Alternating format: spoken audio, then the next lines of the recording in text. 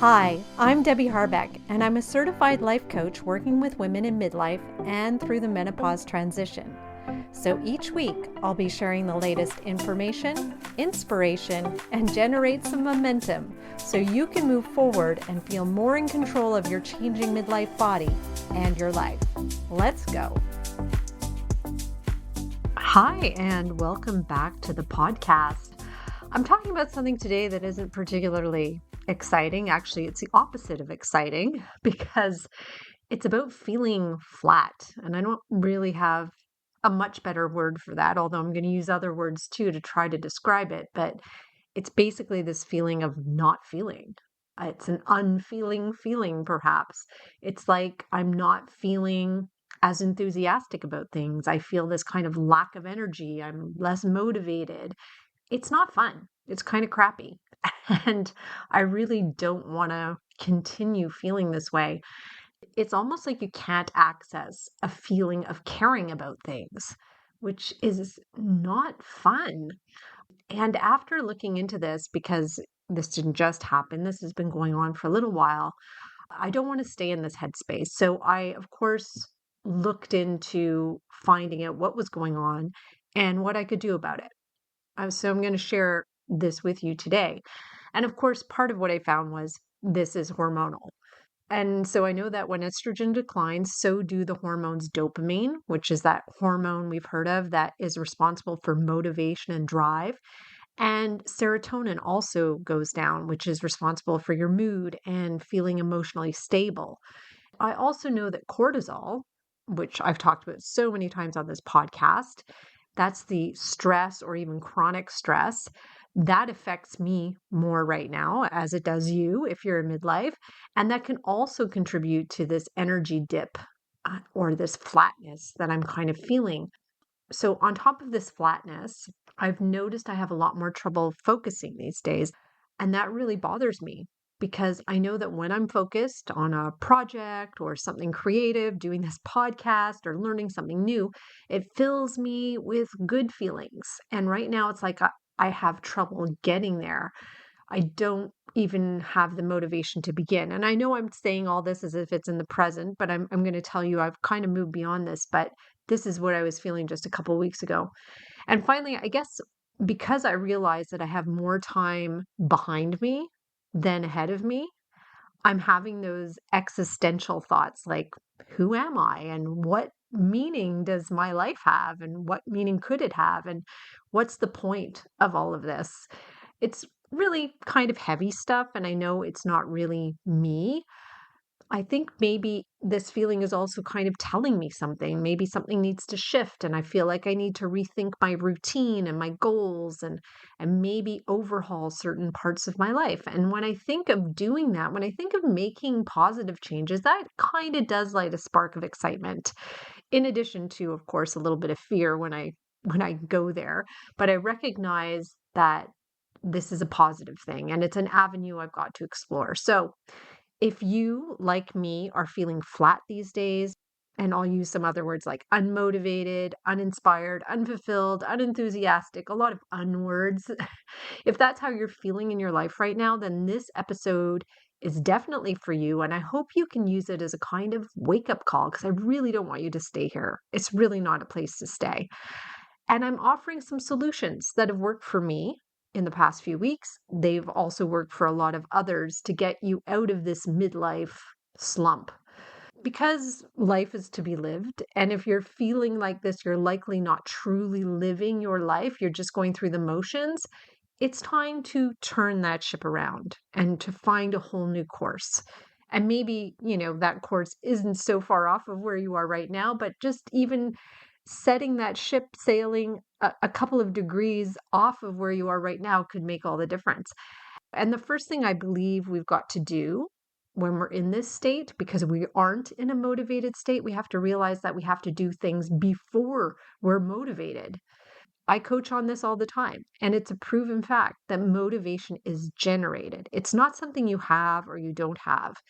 You have to generate motivation. You have to put yourself into action to make it happen. So whether that's literally by moving your body, which by the way also increases that dopamine, that motivation drive hormone. That is an amazing way to do it. For me personally, this is a big plus in my life, and I believe it's literally saved me in these past couple of months from falling completely flat. So, swimming, I've talked about it before, but swimming first thing in the morning, it invigorates me even, and maybe even especially, because I don't truly feel like it a lot of the time. What I've learned about my feelings, especially right now, because they tend to be more on the negative or indifferent side, my feelings should not be in charge. They shouldn't be running the show. I've got to override my feelings and use my brain to do what I know makes me feel better inside and out. And daily exercise, I know for me, and I'm going to say everyone, really, daily exercise is one of those things that will absolutely lift you up. So is getting outside in nature, another proven way of doing this.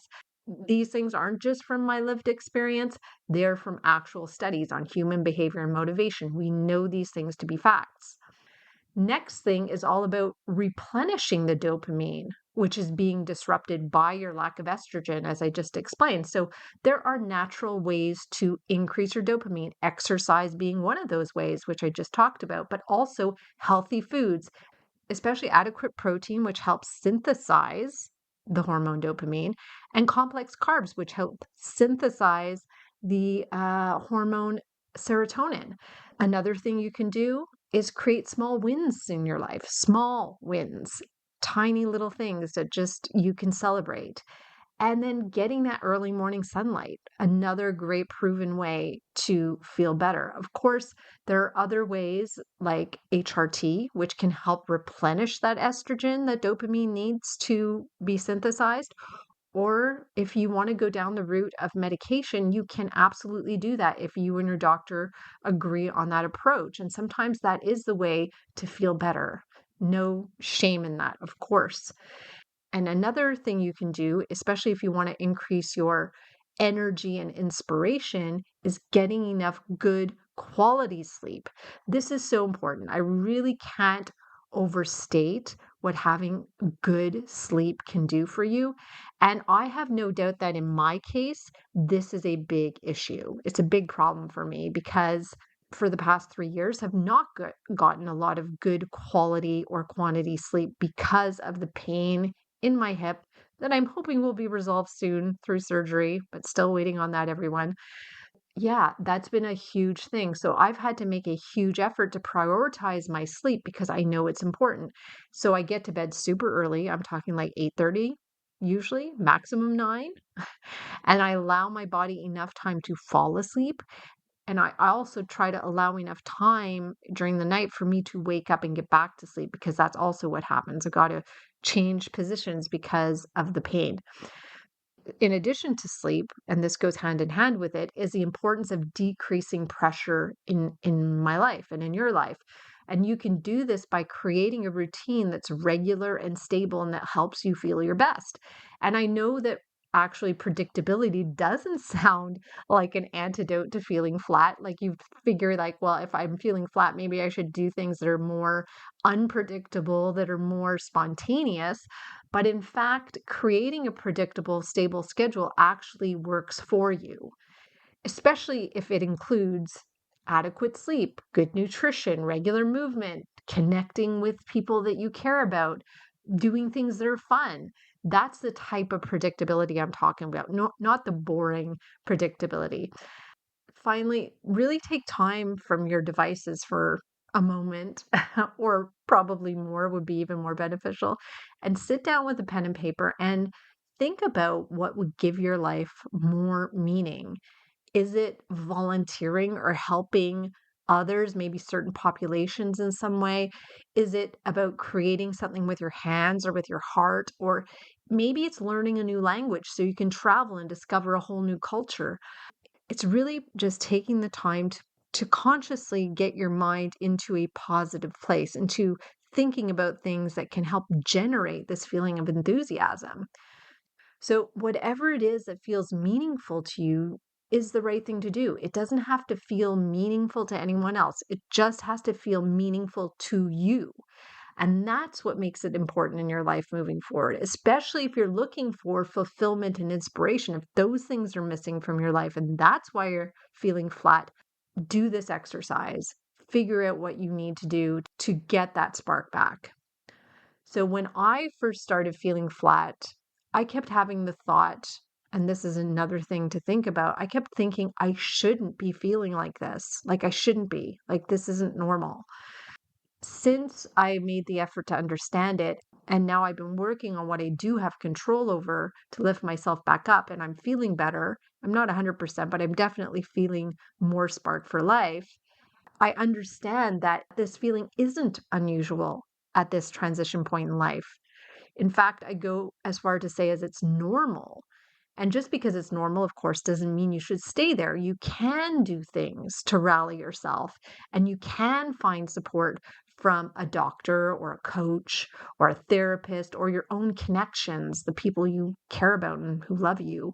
And you should absolutely get help if this is how you're feeling. You deserve to be living a life that feels fun, that inspires your enthusiasm, that drives you to enjoy more, because that's what life is for.